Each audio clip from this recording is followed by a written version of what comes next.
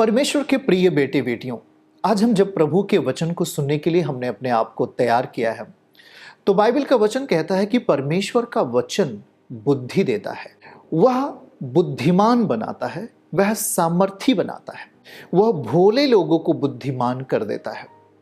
ऐसा परमेश्वर भजन 119 आयत में लिखा हुआ है कि वह भोले लोगों को बुद्धिमान की दशा देता है, जो भोले लोग हैं।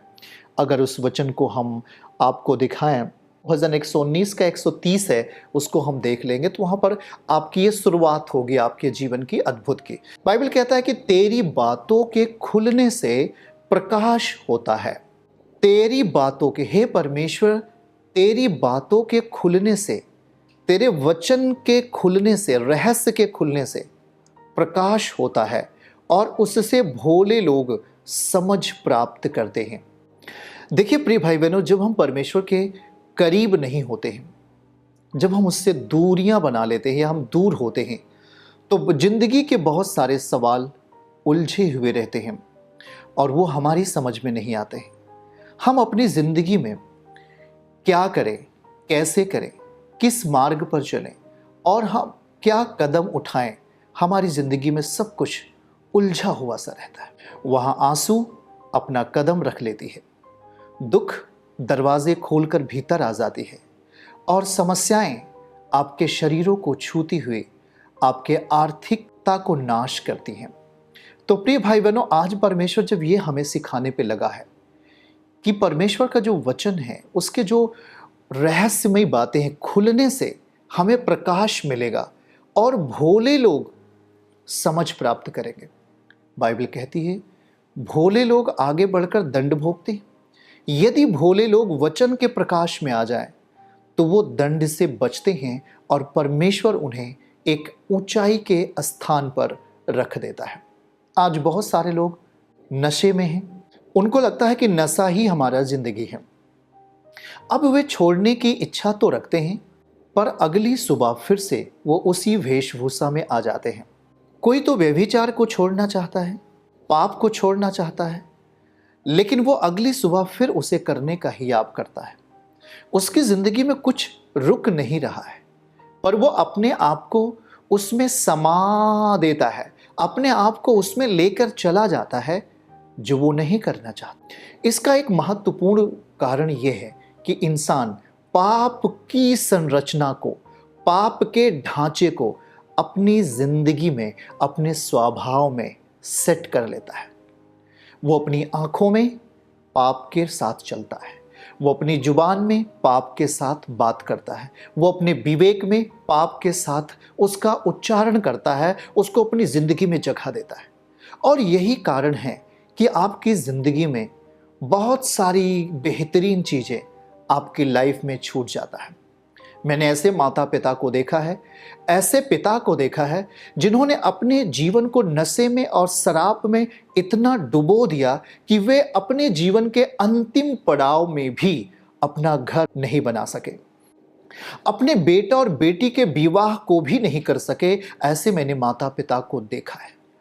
उन्होंने अपना अंतिम समय तक पाप की परिस्थितियों ने उन्हें ऐसा जकड़ लिया, दुष्ट की परिस्थितियों ने ऐसा उन्हें जकड़ लिया, या हम सही शब्दों में कहें, उन्होंने अपने जीवन में उस बुरी चीजों को आने ही दिया, उसे कभी रोकने का इच्छा नहीं किया, उसे कभी अपनी जिंदगी से बुराई की चीजों को दूर करने का इच्छा ही नहीं किया।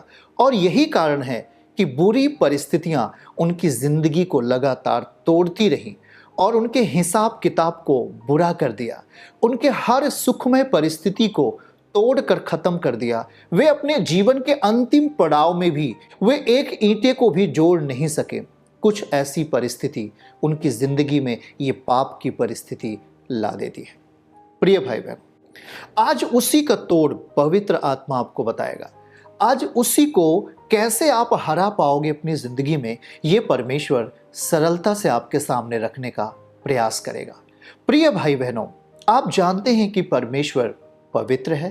पहला पतरस अध्याय 1 और वचन 13, 14 और 15 आयत में स्पष्ट लिखा है, परमेश्वर पवित्र है। और जब वो पवित्र है तो हमें किस कदर उससे अपनी आशीषें लेनी चाहिए, हमें परमेश्वर से किस रास्ते जाकर उससे समृद्धि लेनी चाहिए, उससे संपन्नता प्राप्त करनी चाहिए, यह हमें समझने की जरूरत है। अगर हम ये नहीं जानते हैं तो हम अपने आप को अधूरी परिस्थिति का शिकार होने के लिए दे देते हैं। आज सफलताओं को लोग चाहते हैं, आज अपनी जिंदगी में विरासत चाहते हैं, परमेश्वर की विरासत, परमेश्वर की समृद्धि वो देना चाहता है, लेकिन हम अपनी जिंदगी में लेने के लिए रास्ते तैयार नहीं कर पाते और हम अनजान बने रहते हैं। कारण भजन 119 आयत 130, उनकी जिंदगी में एक भोलापन रहता है, एक ऐसा भोलापन जो पाप की स्थिति उनमें बनकर उन्हें तोड़ती है। पाप का वर्चस्व उस भोलेपन में आकर उन्हें नाश करता है, क्योंकि उनमें परमेश्वर का रहस्य, उसका परमेश्वर का प्रकाश उनकी जिंदगी में खुला नहीं है। और यही कहता है कि तेरी बातों के खुलने से प्रकाश होता है और उससे भोले लोग समझ को प्राप्त करते हैं। आज आपकी जिंदगी में जरूरत क्या है? एक समझ की। आपके बच्चों की जिंदगी में क्या है? एक समझ की, एक बुद्धि की जरूरत है, बुद्धिमत्ता की जरूरत है, समझ की जरूरत है। और यदि यही चीजें जगह ना लें आपके परिवार में तो आप घर कभी नहीं बना सकते। नीति वचन क्या कहता है? बाइबल का वचन 24 अध्याय नीति वचन पूरा पढ़ेंगे तो इसी पे आधारित है। बाइबल कहती है बुद्धि के द्वारा घर बनता है और समझ के द्वारा घर टूटने से रुक जाता है, मतलब स्थिर होता है। हम अपनी जिंदगी में देखें, घर को बनाना है तो बुद्धि से बनता है और समझ क्या करेगा? हमें स्थिर करेगा। लेकिन ये बुद्धि, ये समझ हमें कहाँ मिलेगी? परमेश्वर के वचन के द्वारा, उसके भेद को अपने जीवन में ग्रहण करने के द्वारा, उसके वचन को अपनी जिंदगी में समझ पाने के द्वारा हमें बुद्धि और समझ मिल जाती है। और तब हम अपने घर में एक एक ईंट जोड़कर एक घर को बना पाते हैं। हम अपने परिवार में समृद्धि और संपन्नता के लिए फिर भागम भाग नहीं, हमारे लिए परमेश्वर एक मार्ग को खोलते हैं जिससे हम अपनी जिंदगी में धन की आशीष को प्राप्त कर लेते हैं, छुटकारे की आशीष को प्राप्त कर लेते हैं और फिर हमारे रास्तों पर परमेश्वर का प्रकाश दिखाई देता है। आमीन। भजन 119 आयत 105 हम आपके लिए पढ़ेंगे। सीधा सीधा लिखा है, तेरा वचन मेरे पाँव के लिए दीपक है और मेरे मार्ग के लिए उजियाला है। और यही चीज़ें अगर हमारी ज़िंदगी में नहीं होती हैं तो हम ठोकर के रास्ते होते हैं, हम विनाश के रास्ते होते हैं। प्रिय भाई बहनों, चलिए हम अगले स्टेप पे आते हैं और इन सब का हल भी ढूंढते हैं और इनमें कैसे बढ़ना है, कैसे हम अपनी ज़िंदगी को आज शक्तिशाली बना पाएंगे, वचन की ओर आगे बढ़ेंगे। और हम रोमियो अध्याय 6 वचन 22 आयत को पढ़ना चाहेंगे आपके लिए। ध्यान से सुनिएगा। और बाइबल स्पष्ट कहता है, क्योंकि उनका अंत तो मृत्यु है, उनका अंत तो मृत्यु है। हर व्यक्ति का अगर आप कहेंगे तो अंत मृत्यु है, लेकिन हमारा आपका कुछ अलग है। परंतु अब पाप से स्वतंत्र होकर, परंतु अब आपका फैमिली, आपका परिवार पाप से स्वतंत्र होकर परमेश्वर के दास बनकर, पाप से स्वतंत्र होने का मतलब पाप से अलग हो जाना, पाप के हाथों में नहीं रहना, परमेश्वर के हाथों में रहना पाप से स्वतंत्रता होती है। पाप से स्वतंत्र होकर परमेश्वर का दास बनकर तुमको फल मिला, आपको फल मिला, जिससे पवित्रता प्राप्त होती है। ओके। और उसका अंत मृत्यु नहीं है, उसका अंत अनंत जीवन है। अभी हमने इसको पहली लाइन को अगर हम पढ़े शुरुआत से, तो इसमें बाइबल का वचन कहता है उनका अंत तो मृत्यु है। किसका अंत मृत्यु है? जिन्होंने अपने आप को पाप से स्वतंत्र नहीं किया, जिन्होंने अपने आप को पाप की विरासत से अलग नहीं किया, जिन्होंने अपने आप को पाप के बंधन से अलग नहीं किया, उनका अंत मृत्यु है, मौत है। लेकिन आपका अंत मौत नहीं है, आपका अंत अनंत जीवन है। आमीन बोल सकते हैं। आज इस रहस्य को समझिए। सीधा सीधा लिखा है, क्योंकि उनका अंत तो मृत्यु है, परंतु अब पाप से स्वतंत्र होकर जो व्यक्ति जीवन जिएगा, पाप से अलग होकर जो जिंदगी जिएगा, पाप से अपने आप को दूरी बनाकर जो जीवन जिएगा, वो लिखा है वह और परमेश्वर का दास बन करके, अगर आपको परमेश्वर के दास बन करके अगर आप जिएंगे तो आप फल के साथ जिएंगे, और जिससे पवित्रता प्राप्त होती है, जिससे पवित्रता प्राप्त होती है, और यह पवित्रता आपको मृत्यु में नहीं लेके जाएगी, आपको अनंत जीवन में लेके जाने वाली है। कई लोग मैसेज लिखते हैं हमारे पास कि हम पाप को नहीं छोड़ पा रहे हैं, नशे को नहीं छोड़ पा रहे हैं, गंदगी को हम अपने पास से अलग नहीं कर पा रहे, बहुत उलझन में हैं, और यह केवल एक कारण पाप मतलब गंदगी के साथ अपने आप को जोड़ लेना या गंदगी को अपनी जिंदगी में जगह देना, यह केवल एक कारण आपकी जिंदगी के हर मकसद को फेल करता है और आपको मृत्यु की दशा देना चाहता है। आपको अनंत जीवन की दशा नहीं, आपको मृत्यु की दशा देना चाहता है, क्योंकि हम पाप से स्वतंत्र होना नहीं चाहते, हम पाप के साथ रहना चाहते हैं।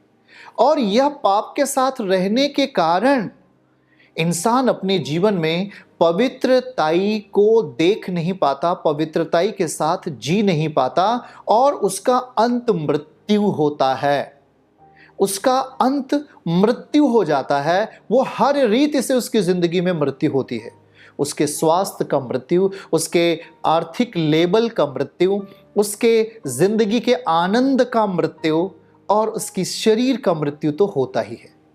प्रिय भाई बहनों, हम अपने आप को जब तक पाप से स्वतंत्र नहीं होंगे, पाप से अलग नहीं होंगे, तब तक हमारे लिए स्वर्गीय सीजन का फल नहीं होगा।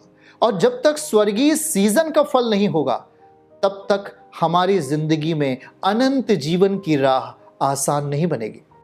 अब आपका सवाल यह है कि मैं पाप से अलग हूं कैसे? मैं शुरुआत में एक बात को आपसे कहा, आप नोट करते हुए चलिए। परमेश्वर ने अपने आत्मिक पुत्र को परिपूर्णता की दशा में इस धरती पर भेजा। जरा ध्यान से सुनिएगा, परिपूर्णता की दशा में, पहला कुरिन्थियों 13:10, परिपूर्णता के विषय में, सर्वसिद्ध, सब कुछ पूरा करने के लिए, सब कुछ पूरा करने के लिए लिखा है, जब सर्वसिद्ध आएगा अधूरा मिट जाएगा। अधूरा क्या है? पाप से आप स्वतंत्र नहीं हैं, और यही है सबसे बड़ा कारण अधूरेपन का। आपकी जिंदगी में घर बना तो, लेकिन आधा ही बना। आपकी जिंदगी में आपकी आजादी, आपके मन की आजादी, आपके विवेक की स्वतंत्रता मिल ही नहीं पाई। आप बंधुआई में पड़े हुए हैं। आप कहीं न कहीं बढ़ने का प्रयास तो करते हैं, सफलता को पाने का प्रयास तो करते हैं, लेकिन सब कुछ अधूरा ही होता है। यह आपके लिए कठिन मैटर है, बहुत कठिन मैटर है। किसी ने हमको संदेश लिखा, ओ दुष्ट आत्मा हमें सता रहा है, मैं रात में बुरे स्वप्न से प्रभावित हूं, मैं अच्छे स्वप्न को देख नहीं पाता, मैं अपनी जिंदगी में कुछ राहत भरी खबर सुन नहीं पाता, मैं परेशानी के साथ जिंदगी को जी रहा हूं, मेरी जिंदगी का मकसद सब कुछ अधूरा सा दिखाई देता है, कुछ भी आनंद हम में नहीं है, कुछ भी अच्छी परिस्थिति हम में नहीं है, क्या करें करके? याद रखें, प्रार्थना के साथ बने रहे, आपके हर सवालों का जवाब पवित्र आत्मा देंगे। आप जानते हैं कि परमेश्वर ने अपने इकलौते पुत्र को भेजा धरती पर, और वो परिपूर्णता की दशा में भेजा आपको परिपूर्ण करने के लिए। अब जानते हैं कि परमेश्वर का पुत्र जब यहाँ पे आता है तो हम समझते हैं कि वो अपना परिचय देता है, और वो जो अपना परिचय देता है, परमेश्वर का जो परिचय था, वो आपकी जिंदगी में परिपूर्ण दशा का परिचय था। वो अधूरा परिचय नहीं दिया। जैसे मैं पूछूं, आपका परिचय क्या है? तो आप यदि अधूरा परिचय आप अपना बताएंगे तो आपकी जिंदगी में कोई भी चीजें लाभ के लिए नहीं पहुंच पाएंगी। लेकिन जब आप अपना पूरा परिचय देंगे तो लाभ आपके पास आएगा, छुटकारा भी आपके पास आएगा। परमेश्वर के पुत्र ने अपना परिचय दिया, परिपूर्णता का परिचय दिया, और उस परिचय में क्या था? इंसान पाप की परिस्थिति से जुड़ा हुआ था, और एक ऐसा परिचय देता है परमेश्वर का पुत्र कि अपने आप को ही उस पाप के लिए दे देता है। प्रायश्चित के स्थान पर, माफी के स्थान पर, माफी आपको मांगनी चाहिए, लेकिन देगा कौन? कोई तो था ही नहीं। इसीलिए परमेश्वर ने अपने प्रिय पुत्र को परिपूर्णता की दशा में, पूर्णता की दशा में, संपन्नता की दशा में, समृद्धि की दशा में, सब कुछ उसमें था, और वो आपके सामने आकर खड़ा हो गया। और उसने अपना परिचय कैसे दिया? अपना परिचय वह बगैर, ध्यान से सुनिएगा, वह शरीर से पैदा नहीं हुआ, वो रूह से पैदा हुआ। पहला परिचय, अगर वो शरीर से पैदा होता तो आपके लिए, ना ही तो मेरे लिए, ना ही तो विश्व के लिए कोई काम कर पाता। वो मरता और सड़ जाता और फिर कभी जीवित नहीं होता। लेकिन वो रूह के द्वारा पैदा हुआ, यह पहला परिचय था। और जब वो 30 साल का हुआ, तब जब वो अपनी सेवकाई को आपके बीच में शुरू किया, तो उसने मत्ती अध्याय 4 वचन 24 और 25, मत्ती अध्याय 15 वचन 29, 30 और 31 अपना परिचय दिया। छुटकारा करना, अंधे की आंखें खोलना, लंगड़ों को चलाना, बीमारों को चंगा करना, मरे हुओं को जीवित करना, कोढ़ की परिस्थिति को दूर करना, हर एक हताशा और निराशा में पड़े हुए लोगों को आनंद व शांति देना, आंसुओं में पड़े हुए लोगों को शांति देना, उनकी जिंदगी के हर भाग, हर पहलू पर अपनी सामर्थ्य, अपनी शक्ति देकर अपने आप को ले जाकर के सब कुछ परिपूर्ण करना, यह उसका परिचय था। वह परिचय देगा। अपना जब परिचय दिया तो अब उसका परिचय आपकी जिंदगी में कैसे होगा? आप तो, पाप आपको जकड़ के रखा है, गुनाह आपको जकड़ के रखा है, नशा आपको जकड़ के रखा है। अब उस सर्वशक्तिमान पवित्र परमेश्वर के पुत्र को, अर्थात जीसस को, क्राइस्ट को हम अपनी जिंदगी में किस रीति से, शक्तिशाली रीति से उसे अपनी जिंदगी में लेकर चल पाए, जिससे हमारी जिंदगी में भी वही परिपूर्णता जो परमेश्वर के इकलौते पुत्र के भीतर है, हमारी जिंदगी में आ जाए। हम कहते हैं धन तो आ रहा है पर वो फिजूल खर्च में जा रहा है, पैसे तो हम पा रहे हैं पर वो व्यर्थ कामों में खर्च हो रहा है। हमने बेटी के विवाह के लिए धन रखे थे पर शैतान ने उसे उड़ा दिया, किसी बीमारी ने आकर उसे खर्च करवा दिया, किसी ऐसी बुरी परिस्थिति ने आकर के उसे लूट लिया, और हम बुरे परिस्थिति के शिकार हो गए, हम पाप के शिकार हो गए, और हम आगे बढ़ नहीं पाए, और हम रोते ही रहे। प्रिय भाई बहनों, आज परमेश्वर का पुत्र आपकी जिंदगी में परिपूर्ण होना चाहता है। फिर से हम रोमियो 6 वचन 22 पद को आपके लिए पढ़ेंगे। ध्यान से देखिए, क्योंकि उनका अंत तो मृत्यु है। किसका अंत? आपका नहीं। उनका अंत मृत्यु है जिन्होंने पाप के साथ जीवन जीने का निर्णय लिया। उनकी जिंदगी का अंत मृत्यु है। परंतु अब आप और हम पाप से स्वतंत्र होकर के, पाप से अलग होकर के, परमेश्वर का दास बन करके, पवित्रताई को धारण करके, जिससे पवित्रताई प्राप्त होती है, ऐसा लिखा है, जिससे पवित्रताई प्राप्त होती है, उसका अंत मृत्यु नहीं, उसका अंत अनंत जीवन है। अनंत जीवन है। यह पवित्रताई आपकी जिंदगी का एक ऐसा तलवार बन चुका है जो शैतान के कामों को नाश करता है, और यह पवित्रताई अनंत जीवन के लिए आपकी जिंदगी में मार्गों को खोल देता है। आज आप पाप से स्वतंत्र होना नहीं चाहते, आपने यह बुरी इच्छा की है। आज आप अपनी जिंदगी में कुछ परमेश्वर के प्रति निर्णय नहीं लेना चाहते, यह आपकी बुरी इच्छा है।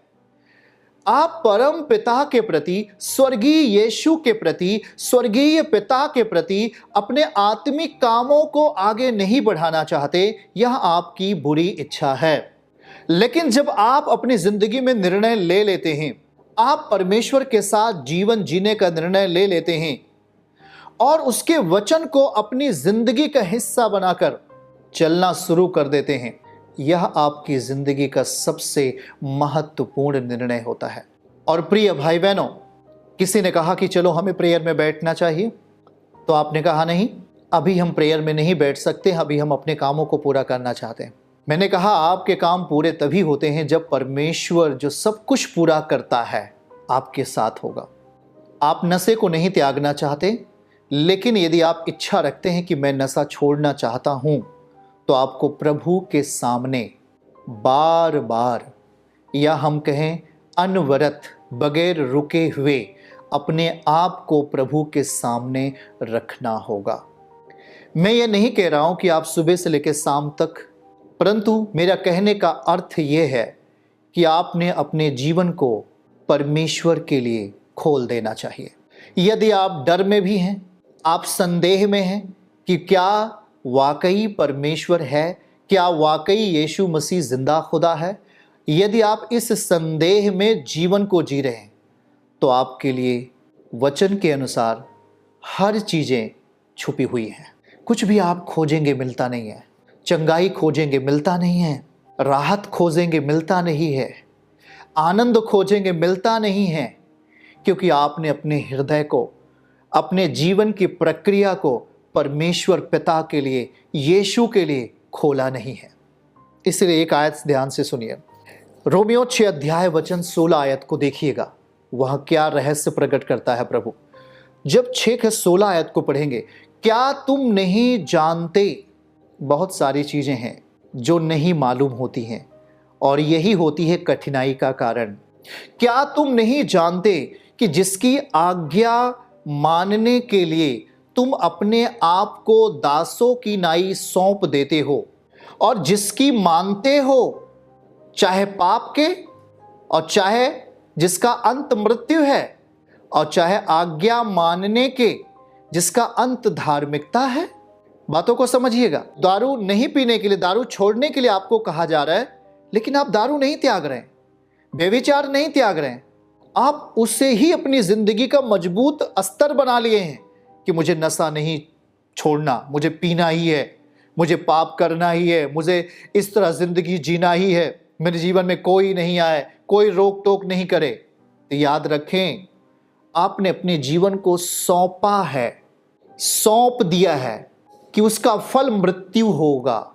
यहां लिखा है, क्या तुम नहीं जानते जिसकी आज्ञा मानने के लिए तुम अपने आप को दासों की नाई सौंप देते हो और उसी के दास बन चुके हो। जिसकी मानते हो, जिसकी आप मानते हो, जिसकी आज्ञा का पालन करते हो, उसके आप दास बन जाते हो।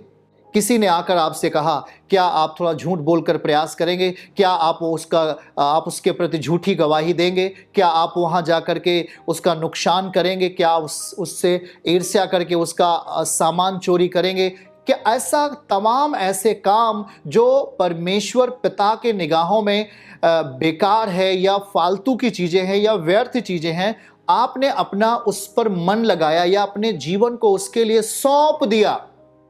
जब सौंप देंगे, वहां जो स्थिति पैदा होगी वह मृत्यु की स्थिति पैदा होती है, ऐसा वचन में लिखा, वहां मृत्यु की स्थिति पैदा होगी। चलिए उसको पूरा पढ़ेंगे। 17वीं आयत।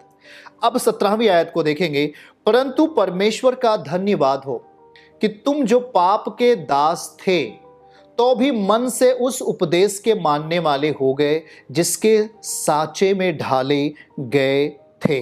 आगे 18 आयत, पाप से छुड़ाए जाकर धर्म के दास हो गए, धार्मिकता के दास हो गए। और मैं अब तुम्हारी शारीरिक दुर्बलता के कारण, मैं अब आपकी शारीरिक दुर्बलता के कारण, शारीरिक दुर्बलता कैसे आई? पाप की अवस्था में जीने के कारण, पाप को खाने के कारण, पाप को पहनने के कारण मनुष्य के अंदर शारीरिक दुर्बलता आ गई। अब लिखता है कि मैं तुम्हारी शारीरिक दुर्बलता के कारण मनुष्यों की रीति पर तुमसे कह रहा हूं कि अपने अंगों को कुकर्म के लिए, अशुद्धता के लिए, कुकर्म के दास करके सौंपा था, वैसे ही अब अपने अंगों को पवित्रता के लिए धार्मिकता के दास करके सौंप दो, अच्छे कार्य के लिए सौंप दो। मतलब जब आप संसार की दुनिया में थे तब आपने अपने अंगों को कुकर्म के लिए सौंपा था। जब कुकर्म के लिए सौंप दिया था, उससे मृत्यु पैदा होती थी, उससे आपके जीवन में गड़बड़ी पैदा होती थी और ए से लेके जेड तक हर परिस्थिति में नुकसान पैदा होता था, दुख पैदा होता था, गड़बड़ी पैदा होती थी। लेकिन अब बाइबल कहती है उसी रीति से फिर से दिखाई, वैसे ही अब अपने अंगों को, अपनी आंख, कान, जुबान, हाथ, अपने शरीर के अंगों को पवित्रताई के लिए सौंप दो। और जब आप अपने अंगों को पवित्रताई के लिए सौंप दोगे, तब बाइबल कहता है 6:22 में, आप पाप से स्वतंत्र हो जाओगे। पाप से स्वतंत्र हो जाओगे और आप फल के साथ जिंदा रहोगे, और जिससे पवित्रताई उत्पन्न होगी और आपको अनंत मृत्यु में नहीं जाना होगा, आपको अनंत जीवन में जाना होगा। प्रिय भाई बहनों, यह एक रहस्य है। हम संसार में रहते हुए बड़ी आसानी से अपनी जुबान को पाप के लिए दे देते थे। व्यवस्थाओं के अनुसार हम जो पाप को हमारे सामने खोलता है अपने जीवन में ग्रहण कर लेते थे, लेकिन अब अनुग्रह को अपने जीवन में हम ग्रहण नहीं कर पा रहे हैं। ये आपके लिए बहुत दिक्कत है। व्यवस्थाएं जो पाप को हमारे लिए खोलती थी, पहचान कराती थी, और जिससे हम बार बार धोखे के शिकार होते थे। लेकिन अब बाइबल कहती है हम व्यवस्था के अधीन नहीं हैं, अब हम अनुग्रह के अधीन हैं। और जब आप अनुग्रह के अधीन हो गए हो तो आपकी जिंदगी में बहुत सारी चीजें आसान हो गई हैं। आसान का मतलब कि अब आप यदि प्रभु के सामने आते हैं तो आपके जिंदगी के पाप और गुनाहों की क्षमा मिलती है, और अब पाप का अधिकार जो आपके परिवार में लड़ाई और झगड़े को पैदा करता था, आपके बच्चों में द्वेष को पैदा करता था, बुरी भावना को पैदा करता था, अब उसकी कटनी होती जाती है। आप जैसे जैसे उस अनुग्रह के वारिश होते जाते हैं, जैसे जैसे परमेश्वर के राज्य के वारिश होते जाते हैं, जैसे जैसे यीशु के वचन के साथ रह करके, प्रभु के साथ रह करके उस परमेश्वर की विरासत को अपनी जिंदगी का हिस्सा बनाते जाते हैं, वैसे ही आपकी जिंदगी में दुष्ट आत्माओं के प्रभाव, अंधकार की शक्तियों के प्रभाव, रोगों के प्रभाव, लड़ाई झगड़े के प्रभाव खत्म होते जाते हैं। आमीन।